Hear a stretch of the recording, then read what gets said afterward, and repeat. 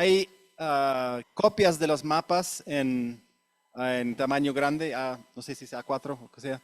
Y eso es no solamente para ahora, sino en la tarde. También pueden consultar y pueden estar visualizando. También es bueno tener a veces algo en papel. Lo siento, tal vez la impresión no era tan nítida como yo había esperado, pero está bien. Bueno, entramos en este tema que es, bueno, ojalá ah, ah, ah, un poco viral, nada banal, pero bueno, este es un poco típico de los investigadores, que queremos hacer un análisis un poco más a profundidad, pero quiero invitarles a hacer también ese análisis, ¿no? Y lo lindo de los mapas es que son bien visuales, ¿no? Un poco tienen esa propiedad visual que nos podemos asociar con otras cosas. Entonces, mientras estoy aquí, eso es solamente para que ustedes vayan pensando y también relacionado a la actividad de la tarde. Tal vez quieren preguntar algo, ¿qué es lo que no entiendo de esto? Y tal vez, ojalá vamos a tener unos minutos para responder esto. Y si no, yo voy a estar visitando a los grupos por país en la tarde. Y también los datos muchas veces no son buenos, ¿no? O esconden complejidades, ¿no? O sea, ¿qué de esto confirme o contradice lo que yo veo en mi región, en mi trabajo, ¿no? Pueden estar pensando en ese tipo de preguntas también. Y al final también esa palabra en rojo, futuro, que metió Claire en la presentación anterior, ¿qué es lo que me hace pensar sobre las tendencias al futuro o la capacidad, la posibilidad de adaptar o las estrategias de cambio? Bueno, un poco me han pedido y creo que es importante armar un poco a detalle cómo es. Muchos de estos mapas son mapas del cambio. Entonces, ¿cómo armamos ese mapa de cambio? Bueno, aquí, ojalá pueden ver, estamos aquí bueno, es la provincia Pichincha, esa es la ciudad de Quito. Y aquí están las diferentes regiones. Muchos de los mapas se hacen a base de o cantones, o distritos, o municipios, que están en Bolivia, ¿no? Con diferentes bloques. Entonces, por ejemplo, aquí vamos a tratar el tema de la población y el cambio en la población. Tenemos aquí entonces un mapa que es que representa las poblaciones en los diferentes cantones, ¿no? En Ecuador, en el año 2018. Hace más o menos, bueno, ahora más que 5 años, pero entonces los números es la población. Se puede ver que, bueno, en Pichincha hay más que 2 millones, mientras que en otros es increíble, ¿no? Las diferencias que hay entre el área rural y lo urbano, ¿no? Y hay después otros cantones que están un poco en el medio con 100,000, con 50,000, algo así. Bueno, entonces eso es el 2018. Ahora tenemos el cambio hasta 2023. Y bueno, el trabajo de esto es que no nos quedamos en estos números, que es muy difícil de entender, sino que comunicamos algo un poco más fácil, ¿no? Que es el cambio que había. Entonces, pueden ver, ya he puesto los colores que corresponden al tamaño del cambio. Y un poco ahora hacemos la resta, o sea, hacemos cuál es el crecimiento que ha habido en esos 5 años, ¿no? Y pueden ver que Pichincha, o sea, este cantón de Quito, ha crecido en más que 200,000, mientras que aquí solamente hay un crecimiento de un poco más que 100, ¿no? Entonces, en muchos de los mapas lo que hacemos, porque entre comillas no es justo comparar la ciudad de Quito con ese área rural, es que expresamos en términos de proporción o porcentaje. ¿Cuánto por ciento ha crecido Quito en eso? O también este cantón que está alrededor ahí. Entonces, aquí tenemos, perdón, ahora el mapa, pero ya en porcentajes y para todo el país, ¿no? Para todo el país estamos en 5 años, cuánto ha crecido o cuánto también ha reducido la población, y en términos de porcentaje de la población que había en el año 2018. Y bueno, ese es también, si están viendo en las mesas, ya tienen el mapa de población y pueden ver que hay distintas tendencias en los 3 países. En Ecuador, en lo general, incluso la mayoría de los cantones están creciendo, mientras que en el Perú se ve una tendencia bastante diferente, ¿no? Cada globo azul, cada círculo azul es una ciudad, ¿no? Entonces, que en la costa, en Perú, por ejemplo, y en ciertas ciudades hay crecimiento y en los áreas un poco más remotos, rurales, según las estadísticas, según las cifras, hay reducción de población. Y un poco, también hemos hecho un pequeño zoom en diferentes áreas. Casi no estoy viendo muy bien, pero ojalá puedan verlo bien en la pantalla. Es la región de la Sierra Central del Perú, donde hay aquí como círculos, ¿no?, de crecimiento alrededor de cada ciudad, ¿no? Lo mismo pasa con Cusco, lo pueden apreciar aquí, ¿no? Y también en la región de Cochabamba, en Bolivia, es lo mismo, que hay una zona de aumento alrededor de las ciudades, mientras que las áreas más lejanas, un poco lo que está haciendo está fortaleciendo esa impresión que se compartió en la primera presentación de Gabriela, de estas dinámicas de población en el campo, pero también puede estar escondiendo el hecho de que hay una multilocalidad, ¿no? O sea que tal vez las cifras de población están representando una cosa. Bueno, es un poco, les pongo a consideración. También Roberto compartió con nosotros una publicación en que habían ido y habían tratado de verificar estos patrones, estas cifras oficiales. Y a veces encuentran que la pérdida de población en el área rural es menos de lo que se representa a veces en estos mapas. Y no se sabe dónde está tal vez el sesgo, el error, pero les dejo un poco con la idea de ser no totalmente confiando en cada cosa que estoy presentando, que pueden desafiarlo y tal vez están notando otras cosas.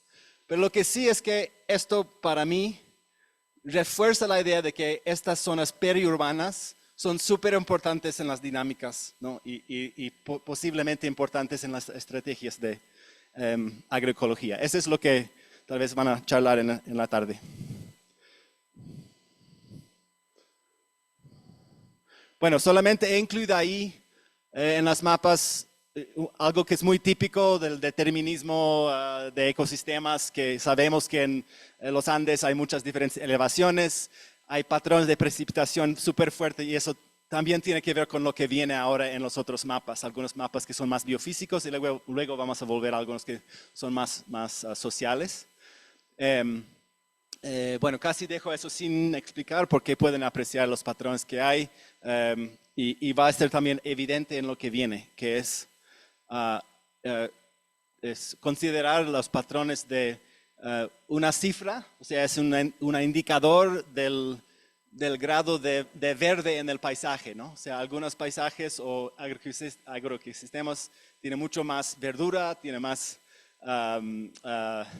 árboles, cobertura verde del suelo. Este es una mapa por si acaso de la zona del altiplano y también las yungas de Bolivia, ¿no?, donde está lago Popó y lago Titicaca. Y se puede ver, si utilizamos este índice que se llama NDVI, es más o menos que una cifra baja de NDVI como 0.10, estas cosas. Se difiere que estos que son NDVI, que tienen mucho más verde, por ejemplo en las yungas, el trópico, con mucho más lluvia, que si ven los mapas de precipitación. Y un poco se puede ver con eso qué quiere decir este índice NDVI. O sea, exactamente puede seguir aquí, está verde, aquí está menos verde y hay un gradiente así. Bueno, lo que quiero distinguir esto del próximo mapa, porque ahora vamos a hablar del cambio de NDVI. Esta es parte del trabajo muy a detalle que he hecho para determinar en cada uno de esos distritos cuál ha sido la tendencia de NDVI entre más o menos 1987, cuando los datos más o menos están y hay más confiabilidad con los años, pero lo que sí ve es que en general en los Andes hay una subida en estos años que tiene que... Es un índice que son las cifras aquí que indican el grado de verde en el paisaje. O sea, si sube, quiere decir que el paisaje está siendo subiendo en grado de cobertura de árboles, sí, vegetación, sí. Es un índice de vegetación, sí. Yeah. Gracias, sí.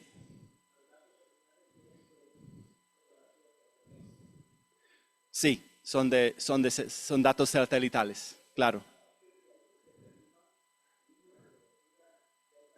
Sí, sí, eso es, sí. Tal vez, claro, explicar esa parte está bien, sí.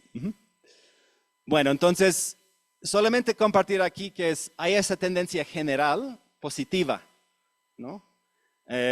Cada punto aquí es un distrito y estamos comparando entre todos esos distritos del sur del Perú, por ejemplo, que hay una tendencia positiva, pero lo que se ve, esto está en los mapas ahora, que hay diferencia entre los diferentes distritos y hay patrones que se pueden apreciar.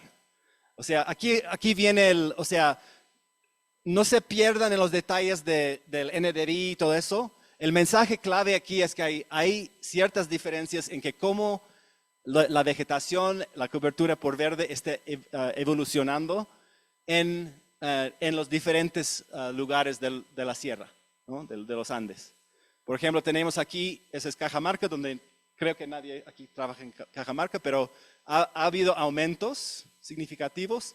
Incluso en esta sierra, que es conocido por ser bien seca, y creo que Sama, ustedes trabajan ahí, ha sido incluso mayor aumento que en otras zonas, ¿no? Y bueno, interesante saber eso a pesar de que es una zona seca, ¿no? Ahí tal vez quieren cuestionarlo, ¿no? Sierra Central también aquí y también en el área del altiplano, estos colores rojos quieren decir que hay más bien disminución paulatina, ¿no?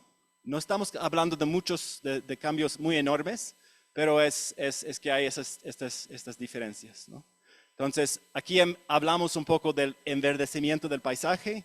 Bueno, la palabra no está muy bien, me dice el Carlos, empardamiento, pero bueno, se pone más brown en inglés, entonces browning decir en inglés, pero tal vez ustedes pueden inventar o tener la palabra mejor. Bueno, yo sé que tal vez, bueno, voy a dar una lámina más y después una pausa para preguntas, porque puede haber preguntas de esto. Bueno,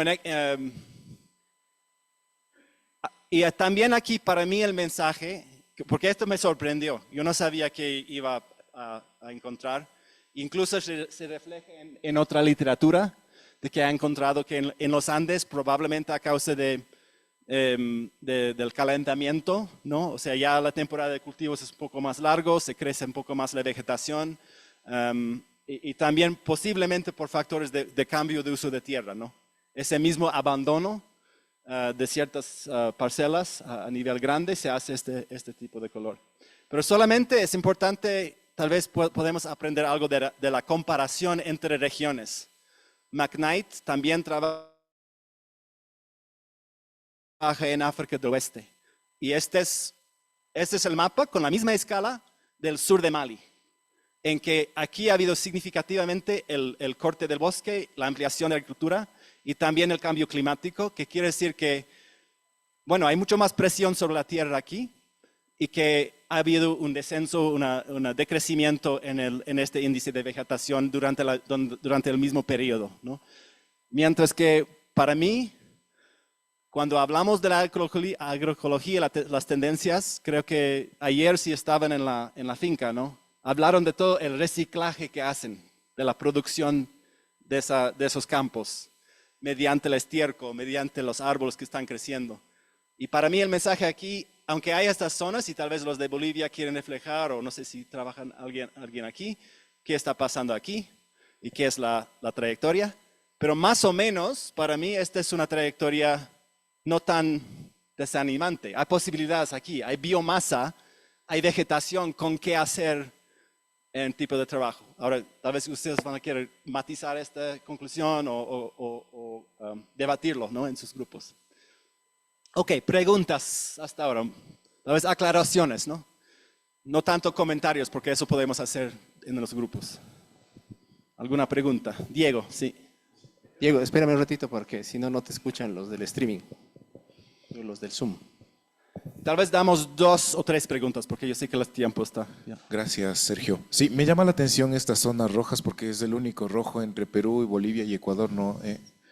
Y veo que son como las estribaciones de la cordillera ahí en Ecuador, el rojo. ¿Aquí? Sí. Sí. No sé si viste qué está pasando ahí, ¿no? Yo quiero saber, hay que admitir que uno que no he tenido tiempo de exactamente saber y ver si ha habido, una posibilidad es que ha habido un tallo de árboles y que entra agricultura y que cuando se practica esa agricultura ecuatoriana a veces se deja pelado, ¿no? El suelo durante bastante tiempo.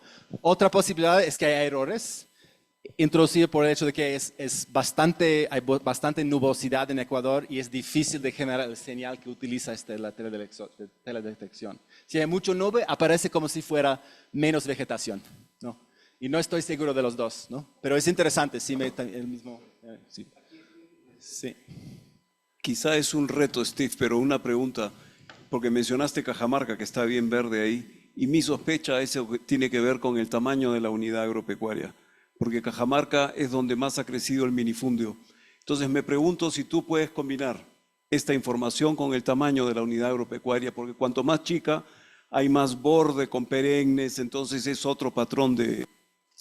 No, es una súper linda hipótesis y pregunta y sí tenemos ese tipo de datos. Sí, sí.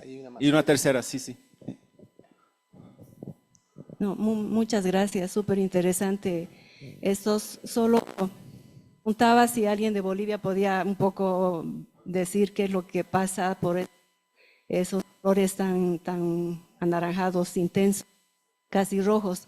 Bueno, se entiende la parte del altiplano sur que es un desierto, ¿no? Que prácticamente es una súper, ¿no? Hola. Se entiende por qué son esos colores.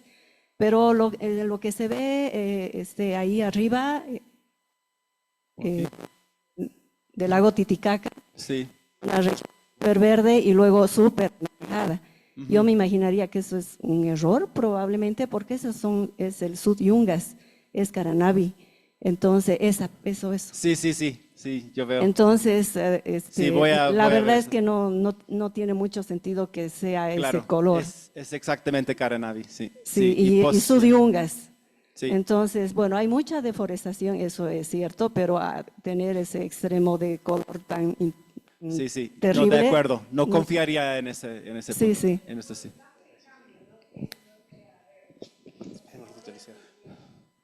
Pero igual no creo que hay tanto cambio en Caranavi. Sí, pero después conversamos. Sí, pero está bien. Tenemos 3 personas más en fila, pero si quieres avancemos y después hay otro chance para puede retomar. haber al final también. No son muchas mapas que quedan, ¿no? Pero, bueno, algunos. Esto ya vieron, ¿no? Ok, poco rápido, pero es importante hablar tal vez del stock de carbono y mencionar, bueno, otro punto incluso de esperanza es que tenemos un stock muy enorme de carbono en los Andes. Si pueden ver, estos son 200 toneladas de hectárea en toda especialmente en el lado de oriente en estos países, pero en Ecuador estamos aquí con suelos muchas veces con bastante de carbono. Eso, o sea, la cifra que yo siempre me impresiona es que el Perú también a base de este carbono del trópico es el país, el 18º en el mundo en términos de sus almacenes de carbono. Por ser también el país más grande en estos 3 y también tener esos, ¿no? Por ser un país no tan grande, tienen un stock de carbono súper enorme. Perdón, solo mencionar esto, si quieren consultar es súper lindo esto. Han hecho unos modeladores y pueden consultarlo, pueden ver escenarios de cambio de carbono. Esto representa, o sea, ahora nuevamente hablamos del cambio.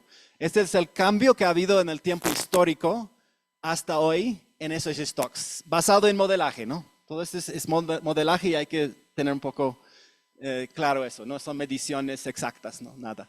Pero bueno, aquí se ve, por ejemplo, en la Sierra Ecuatoriana que ha habido bastante pérdida. Si pensamos que el máximo es cerca a 200, se ha perdido 20% en muchos lados. Y probablemente mucho más en algunos lugares, porque ese es el promedio. Y también se ve estos patrones, ¿no? de pérdida. Sobre lo que ha aumentado, no sé qué decir. O sea, si la cultura realmente ha aumentado el carbono, no sé, pero bueno, ahí está algunas zonas donde sí dice eso el modelo. Bueno, un poco, eso es para que piensen en el pasado, es lo que ha pasado hasta hoy en día. Estos dos tienen más detalle en sus mapas, si tal vez quieren consultar. Estos son 2 escenarios y también hay que tener cuidado con los escenarios porque los modelos son son estos modelos de nivel 1 del IPCC, o sea, son basados más o menos en sabemos cuáles prácticas van a tener en este escenario, vamos a convertir eso en una tasa de carbono y listo, ¿no? Eso es un modelo bien rápido, pero se pueden ver que hay bueno, este es el escenario al futuro donde realmente se convierte todo el bosque en agricultura. Casi es algo que ni es tan realista pensar, pero se puede ver que especialmente en la Amazonía, que tal vez no nos preocupa tanto, va a haber pérdida. Lo que es más interesante para mí es todas estas técnicas, por ejemplo, lo que estaban hablando ayer en la finca, todo lo que trabajamos aquí en nuestra comunidad de práctica, si se practica este tipo de prácticas, se puede tener tal vez ganancia significativa, ¿no? En términos de la subida, ¿no? En carbono. Muy bien. Ok, entonces tal vez van a tener más preguntas sobre eso después. Ahora volvemos a cosas que son más un poco de manejo de finca. Y esto para mí era súper interesante ver. Aquí están en la misma escala los dos mapas. Y es el cambio en el número de animales por finca de dos tipos diferentes. El primero es ovinos en el país del Perú. Se podría también construir esto para otros países. Y no hay ningún distrito donde se ha subido el nivel de ovinos entre 2012 y 2022, que son fechas de diferentes encuestas. ¿Por qué no hay todos los distritos? Es que en 2022 es una encuesta nacional y no representa a todos los distritos. Hacen un muestreo. La situación con cuyes es súper interesante porque hay un poco de variabilidad, pero más o menos duplica el patrón de la población humana. O sea que cerca a las ciudades, cerca a Ayacucho, no sé si están pudiendo visualizar, pero tal vez en los mapas en papel van a poder ver, es que cerca a Huancayo, Ayacucho, hay como un círculo o diferentes distritos donde hay una subida de cuyas. O sea, esa tendencia a centralizarse la agricultura con ganado menor, con un ganado que toma menos tiempo, se puede visualizar en las estadísticas. Continuando, ¿no? Con algunas prácticas. Bueno, aquí está, ¿no? El tamaño, no sé si he cubierto a Cajamarca, pero aquí está el tamaño, el cambio en el tamaño por finca, donde se ve que hay bastante variabilidad en la sierra, pero varios distritos en que se ha subido el tamaño de la finca y tal vez tiene que ver con eso de que se van algunos o están menos involucrados y los vecinos compran el terreno o también uno que empieza a manejar las parcelas del pariente y todo eso. Mientras que en la costa se disminuye y hay que tomar en cuenta que esta encuesta solo se administró a fincas de menos de 50 hectáreas. No estamos hablando aquí de la agroindustria con muchas hectáreas, ¿no? Aquí se puede ver un poco el cambio en el uso de plaguicidas sintéticas, ¿no? Hay bastante rojo, o sea, hay bastante subida. En este caso he volcado las escalas para un poco indicar la preocupación por las plaguicidas, pero bueno. Entonces, pero también hay algunos, según las cifras, por lo menos, hay algunos en que se ha disminuido el uso, ¿no? Y sería interesante ver tal vez la correlación entre estos dos, ¿no? Y entre el crecimiento. Bueno, hay otros también que hemos hecho sobre uso de insumos, bioinsumos y todo eso, pero no tenemos tiempo de mostrarlos ahora.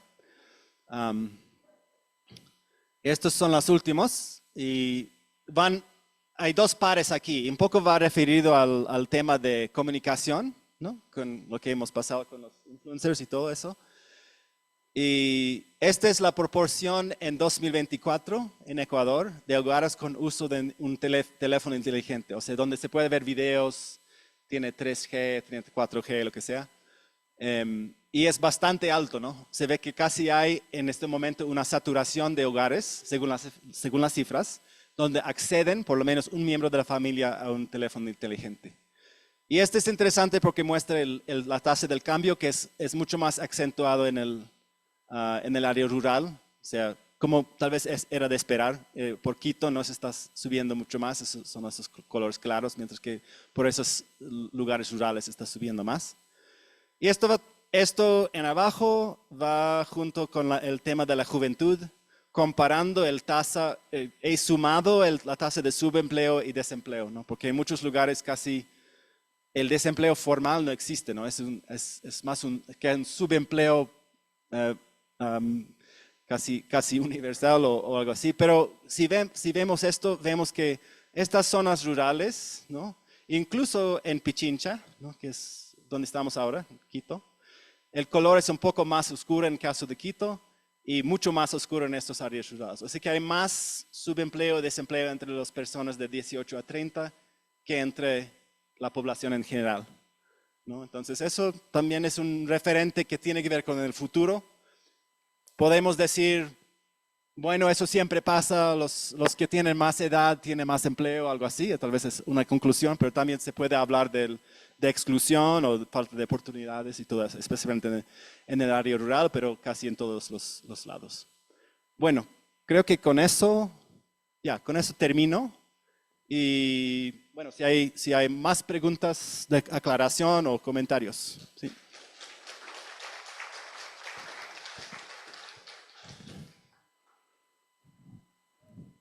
Y Raúl, y había alguien, bueno, Olivier, ok, e Israel, ok, Raúl, y después Olivier, y después Israel.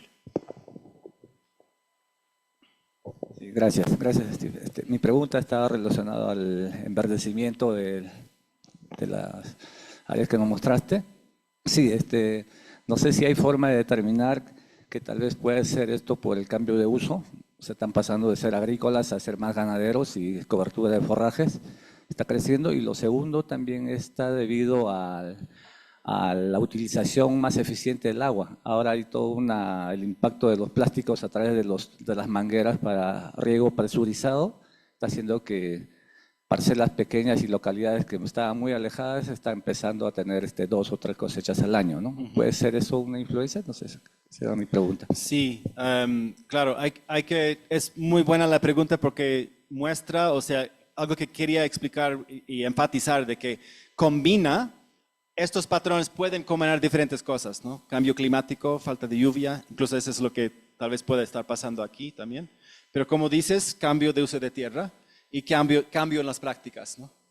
Incluso creo que bromeábamos entre nosotros, es que estas zonas verdes son algunas de las zonas donde trabaja McKnight, entonces ya, bueno, podemos aceptar la atribución, ¿no? Eso es muy peligroso, ¿no? La atribución. Nosotros trabajamos ahí, por eso está enverdeciendo. No. Pero sí, no, y incluso hay otro mapa que tal vez vamos a ver el jueves que es exactamente eso. Y tampoco es la prueba, pero es la asociación entre las áreas donde ha más crecido los sistemas de riego, donde más riego había en 2012 y estos patrones de crecimiento, ¿no? Que, o sea, es bien plausible que algo que el riego puede tener, o sí, el uso de agua puede tener una influencia. Sí. Aquí, Olivier. Sí. Gracias, Steve. Una pregunta sobre lo de carbono en el suelo. Tú dijiste algo como es bueno o bueno, hay bastante, pero son sistemas bastante diferentes. Arriba son páramos, supongo aquí en el Ecuador, entonces, y yo supongo también que en la Amazonía son wetlands o donde hay acumulación peatbogs y todo eso. Entonces, para este parámetro puede ser un poco riesgoso, entre comillas, de comparar, porque no comparamos realmente suelos para mismos usos, no es para agricultura ni nada. Entonces, solo quería resaltar eso. Claro, yo incluso esta mancha grande es algo que no es tan relevante para nuestra conversación aquí, ¿no? Como dice, es wetlands, sería muy bien que incluso que se conserve por muchas razones eso, pero creo que a menos que estemos haciendo un proyecto grande con Amazonía, creo que es más bien donde tenemos un poco la palanca es aquí, ¿no? En estas zonas para ir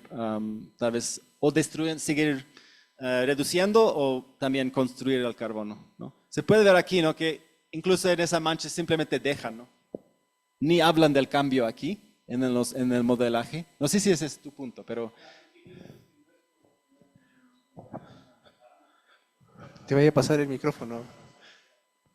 Ahora sí, dile Olivier. No, lo que quiero decir es que no es una oportunidad para la agricultura tener tanto carbono en el páramo, porque es un sistema que tenemos que proteger para otros usos. Entonces hay que cuidar de no tener como la visión, hay oportunidad aquí, full en la sierra, porque hay un montón de carbono que está...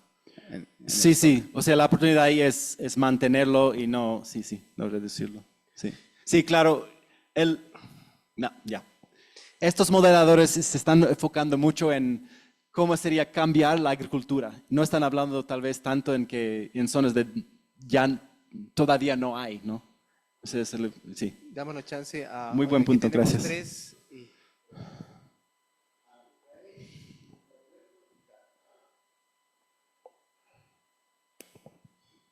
Gracias, Steve. Yo estaba pensando en la diapositiva que estabas presentando acerca del uso de teléfonos inteligentes y exactamente esta. Y para mí, solo para contarte de la época en la que yo pasaba mucho más tiempo en Cotopaxi ahora nuevamente, es que yo he visto un incremento de celulares inteligentes en todas las zonas y probablemente tiene que ver con cuestiones de COVID. Entonces eso es algo que sí hay que tener en cuenta. Pero algo que a mí me parece más importante que simplemente mostrarlo así, es yo no sé si se puede mostrar, y yo sé que hay los datos, si se puede mostrar el hecho de el uso de celulares o el acceso a Internet por día de acuerdo a las edades de las personas. Porque cuando yo hice alguna vez un estudio similar, yo veía que las personas que pasaban de 40 años tenían teléfonos viejitos y el uso de Internet era casi nada. Pero los jóvenes tenían mayor posesión de eso y utilizaban más el Internet. O sea, lo que estamos viendo aquí es simplemente el crecimiento de ese cohort, ¿no? De ese cohort de edad que está creciendo y adquiriendo más y más teléfonos. Sí, puede ser eso. Puede ser, sí. Bueno, creo que el resultado es un poco igual, ¿no? En términos del efecto que podría tener en otros fenómenos, ¿no? Yeah. Steve, solo una curiosidad con los cuyes. Sí. Y creo que va a ser interesante porque en el Perú no ha crecido tanto el consumo de cuy y ahora hay una importante exportación de cuy peruano a Ecuador que consume mucho más. Así que quizá Ecuador tiene la culpa. ¿Ah? Listo.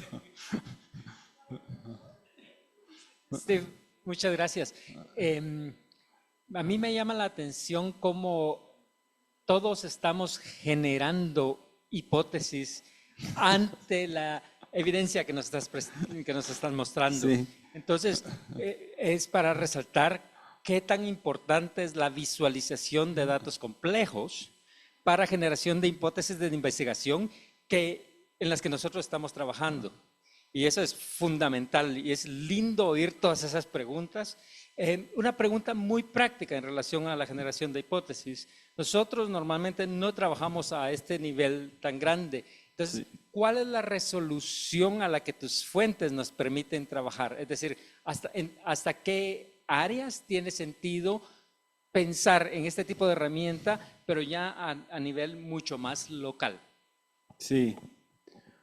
Bueno, empezando con las encuestas, creo que el distrito es el mínimo. Incluso en distrito yo veo que empieza a haber ruido por el hecho de que a veces se ha entrevistado 10 o 20 hogares en todo un distrito, en toda una zona, ¿no? Entonces eso, pero sin embargo, bueno, los patrones más o menos, ya, pero bueno, en términos de esto, ya es muy, muy grueso, no hay que, o sea, esto más bien, la investigación que nosotros hacemos, algunos, ¿no? Sobre tal vez cambios en el suelo con las prácticas, es mucho más relevante, yo diría, o sea, basado en un sitio, en un lugar, en una serie de parcelas, ¿no? Lo que hacemos es mucho más relevante que estos modelos. Es simplemente esto para guiar una conversación, ¿no?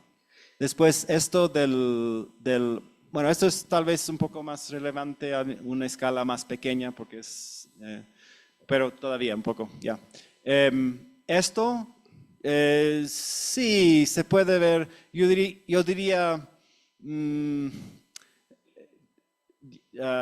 bueno, el mínimo sería kilómetro por kilómetro, ¿no? Sí, o sea, la resolución es más fina, o sea, es a veces hasta 500 o también el Landsat es hasta 30 metros, ¿no?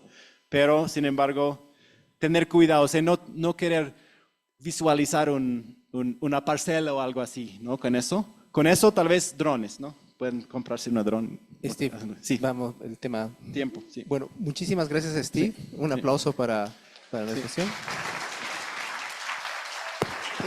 Invito a Jenny para que en 5 minutos antes tenemos... ¿Una intervención?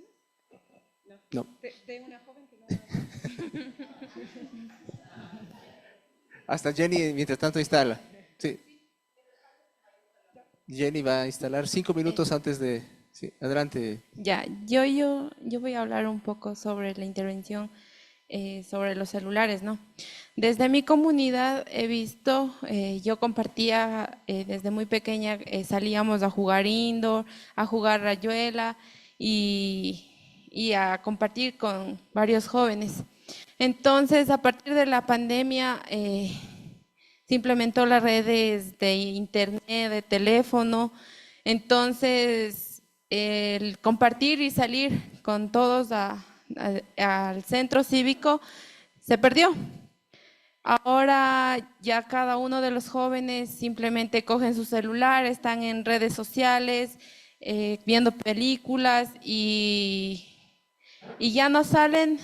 Estábamos formando un grupo de jóvenes para involucrarnos más en la comunidad.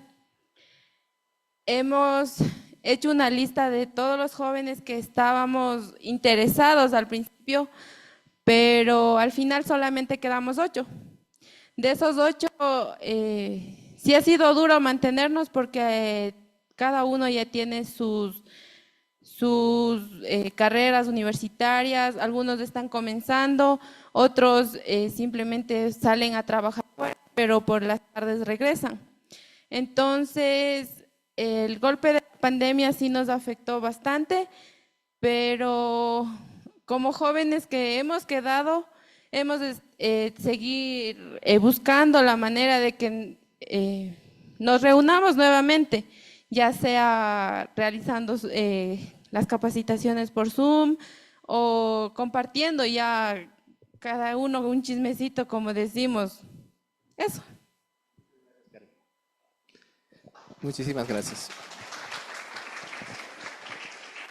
5 minutos más antes de irnos al almuerzo, quiero dar la bienvenida a Jenny, que nos va a hacer un vistazo general de la exposición que está en este momento ya disponible allá en la sala del comedor. Adelante, Jenny. Y si Pablo me ayudas para poder visualizar la laptop que está... No está enchufada ya. Tal vez es la salida la que hay que... Sí, hasta que ellos se pongan.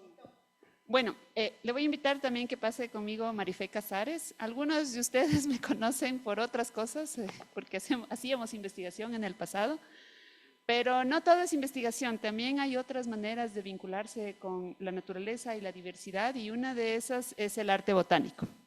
Entonces, lo que les queremos presentar es los resultados, podría decirse así, de una exhibición que se llevó a cabo en el Ecuador hace unas 2 semanas.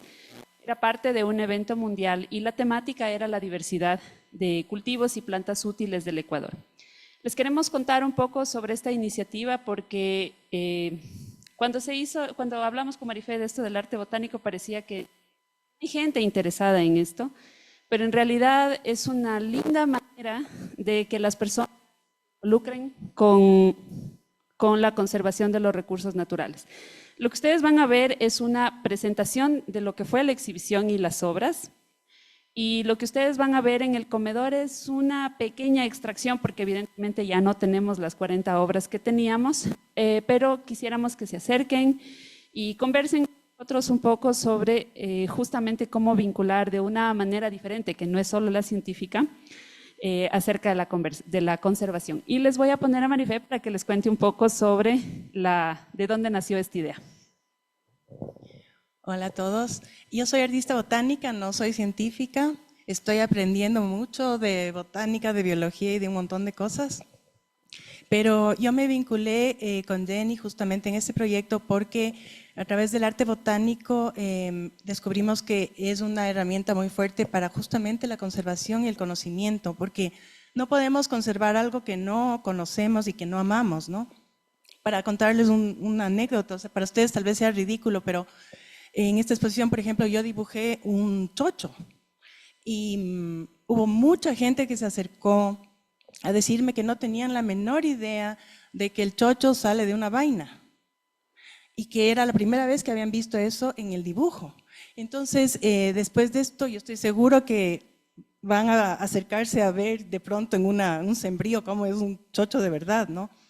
Entonces, para que ustedes vean que la gente en la ciudad o la gente que no está vinculada con la naturaleza, en realidad no sabe, ignora un montón de cosas que son muy básicas, ¿no? Y bueno, este proyecto surgió porque las dos, Jenny y yo, estudiamos y sacamos un diploma de arte botánico.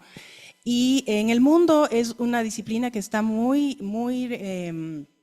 que ha tenido mucho auge en estos últimos años, justamente por el tema de la conservación, ¿no?